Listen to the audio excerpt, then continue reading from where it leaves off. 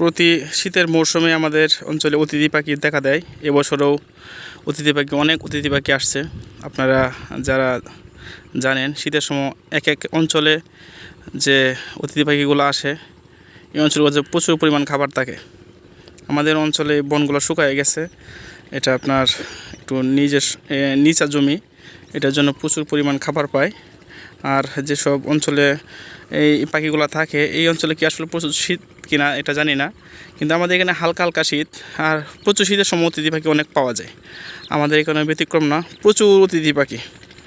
আর ভোরবেলায় আসলে অনেক অতিথি পাখি দেওয়া যায়। এত পরিমাণ অতিথি পাখি আপনি আসলে না দেখে নিজের চোখে বুঝতে পারবেন না। অনেক প্রজাতির, এটা আসলে দেখার সৌন্দর্য অন্যরকম। সারা মুক্ত আকাশ জুড়ে উর্বরা।